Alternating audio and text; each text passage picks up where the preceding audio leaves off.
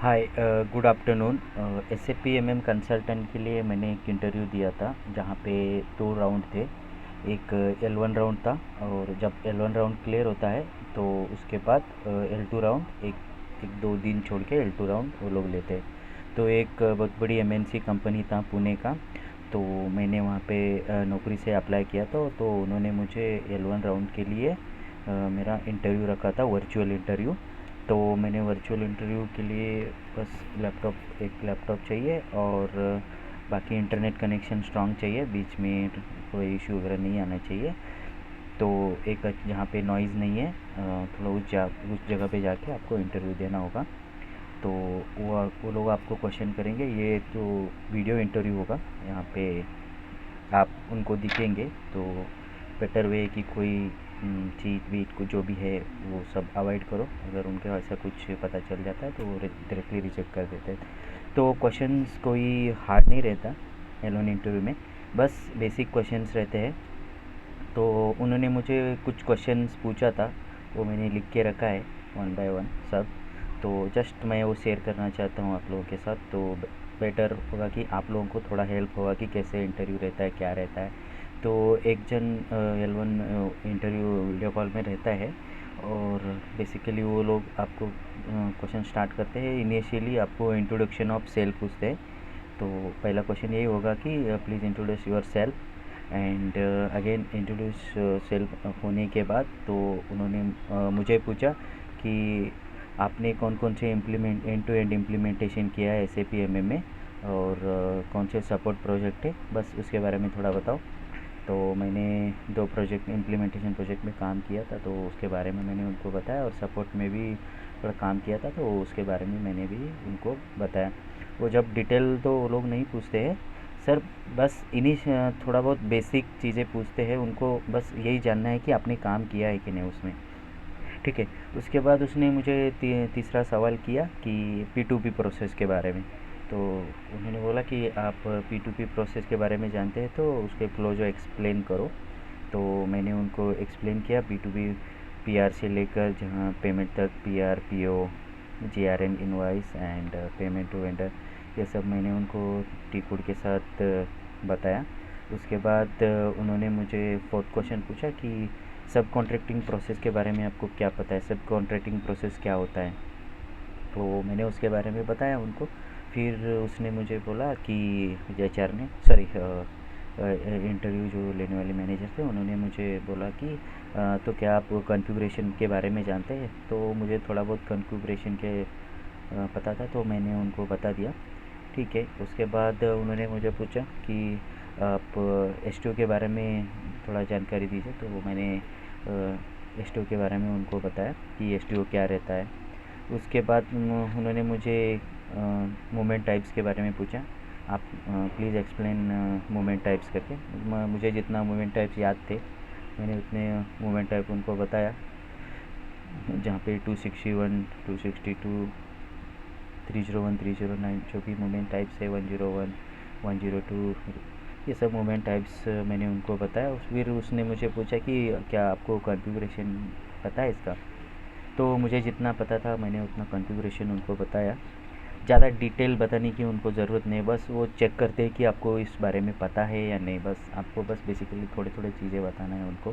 फिर उसके बाद तो उन्होंने मुझे पूछा कि सोर्स एंड डेस्टिनेशन, अच्छा, हाँ, difference between ACC and S4HANA, इसके बारे में उसने मुझे पूछा। तो बेसिकली डिफरेंस उसने मुझे जो पूछा, ECC और S4HANA में क्या डिफरेंस है। तो मैंने उनको बताया जो भी डिफरेंसेस है, बेसिकली छोटे छोटे डिफरेंस है जो भी है, मैंने उनको बता दिया। फिर उसने मुझे बोला कि जो S4HANA में जो 4 रहता है वो क्या इंडिकेट करता है। तो मैंने उनको बताया कि जो भी है 4 जनरेशन करके। ठीक है। उसके बाद उसने मुझे एक और सवाल पूछा, आपने एडॉक्स में काम किया है क्या इससे पहले। तो मैंने बोला हाँ, मैं पिको एडॉक्स में काम किया है, तो MM एडॉक्स में काम नहीं किया। तो उसने बोला एडॉक्स के बारे में कुछ पता है। तो मैंने मुझे जो पता था एडॉक्स के बारे में, तो उसमें वो उसके रिगार्डिंग मैंने उसको बता दिया कि non SAP system to SAP system में जो डेटा ट्रांसफ़र करते हैं वो एडॉक्स यूज़ करते हैं। फिर उसने मुझे एक सवाल पूछा कि एक एडॉक्स के टी कोड वगैरह पता है आपको? तो मैंने एडॉक्स का टी कोड जो भी है WE02 W05 BD87 ये जो टी कोड है मैंने उनको बताया। उसके बाद उन्होंने पूछा कि आप कितने मॉड्यूल के अंदर काम किया है? तो मैंने बोला कि मैं SAP MM में काम किया है, SD में काम किया है, पिको में काम किया है। ठीक है। तो उसके बाद उन्होंने मुझे एक टी कोड पूछा कि OBYC टी कोड एक्सप्लेन करो। OBYC टी कोड के बारे में आपको क्या पता है? तो उसके रिगार्डिंग मैंने उनको बताया जो भी मुझे पता था। तो ठीक है। उसके बाद मुझे उन्होंने पूछा कि रिलीज स्ट्रैटेजी के टी कोड और उसके प्रोसेस के बारे में बताओ। तो रिलीज स्ट्रैटेजी के बारे में बताया, जो अप्रूवल प्रोसेस रहता है PO के लिए। ज़्यादा डिटेल बताने की ज़रूरत नहीं है, आप वो खाली आपको चेक करते हैं कि ये चीज़ें इनको पता है या नहीं, बस आप वही उनको बताना है। उसके बाद मुझे सर्विस PO के बारे में पूछा, under current working anything. Okay. उन्होंने एजुकेशन के बारे में पूछा, आप क्या कंप्लीट किया है? तो मैंने बताया मैं जो भी कंप्लीट किया था, एनी क्वेश्चन। और लास्ट में उन्होंने मुझे बताया कि सर्विस मास्टर टी कोड के बारे में बताओ। सर्विस मास्टर टी कोड के बारे में एक्चुअली मुझे ज़्यादा पता नहीं था, लेकिन फिर भी मैं थोड़ा कोशिश किया। तो आपको डायरेक्टली उनको आई डोंट नो ऐसा नहीं बोलना है, आपको सिर्फ उनको बोलना है कि एक्चुअल में मैंने इस पर अभी तक काम नहीं किया है, तो ये चीज़ों के बारे में मुझे पता है, जब भी मुझे मौका मिलेगा मैं इस पर काम करूँगा। उसके बाद जो सब कॉन्ट्रैक्टिंग का मूवमेंट के बारे में उन्होंने मुझे पूछा। तो बस यही कुछ इम्पोर्टेंट जो क्वेश्चन थे उन्होंने मुझे पूछा। और एक चीज़ उसने पूछा, ऑर्गेनाइजेशन स्ट्रक्चर पूछा। और उसके बाद कंसाइनमेंट क्या रहता है, MRP क्या रहता है, बेसिक चीज़ें उन्होंने पूछा। तो मैंने बता दिया। फिर लास्ट में उसने मुझे पूछा कि कोई क्वेश्चन है क्या? फिर मैंने उनको जवाब बस उनको बोला कि अगर आप मुझे एक चांस देते हैं तो शायद मेरे पास जितना भी नॉलेज है मैं आपके कंपनी के में यूज़ कर सकता हूँ। तो बस मुझे जो अच्छा लगा मैंने उनको बोल दिया। तो उसके बाद मेरा इंटरव्यू हो गया L1 का।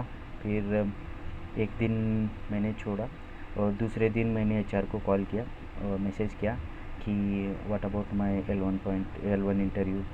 सो she told your interview is positive, so आप L2 के लिए एलिजिबल है। तो फिर उसमें जाकर मेरा 5-6 दिन के बाद उन्होंने L2 राउंड अरेंज किया है। तो अभी मैं L2 के लिए प्रिपरेशन कर रहा हूँ। तो हो सकता है, मुझे लगता है कि L2 में वो लोग सिनेरियो बेस्ड क्वेश्चन करेंगे और रियल टाइम मतलब फ्लो जो प्रैक्टिकली वो लोग क्वेश्चन करेंगे। ऐसे मुझे कुछ लोगों को मैंने पूछा था। तो बेसिकली आपको L1 में बहुत इजी मतलब जो आपको पता है नहीं SAP MM के बारे में, वो लोग इजीली चेक करते हैं। उनको अगर लगा कि इसको ये कंसेप्ट पता है तो बस वो लोग उतना ही जाते, आपको डीपली बताने की ज़रूरत नहीं है। तो L1 राउंड इजी रहता है। तो आप मेरे एक्सपीरियंस मैंने आपसे शेयर किया है कि ऐसे इंटरव्यू रहते हैं। MNC कंपनी पुणे का था, मैं नाम नहीं बताऊंगा, लेकिन MNC कंपनी था, टॉप 5 कंपनी था। तो ऐसे ही बाकी किधर भी जाओ, आप कौन सी कंपनी में भी जाओ, तो आपको सेम ही आंसर वो लोग क्वेश्चन करेंगे। उसके अलावा कुछ नहीं करेंगे। जो भी MM का क्वेश्चन रिलेटेड जो इम्पोर्टेंस है उसी के बारे में पता। आपको बेसिक प्रिपरेशन करना है। आप जब L1 राउंड क्लियर होता है, थोड़ा सा डीपली क्लियर आपको प्रिपरेशन करना है बस। ठीक है। तो अगर थोड़ा आपको हेल्प होता है इसके रिगार्डिंग तो मुझे भी अच्छा लगेगा। आप भी इंटरव्यू क्लियर करो। ठीक है, चलो, थैंक यू सो मच।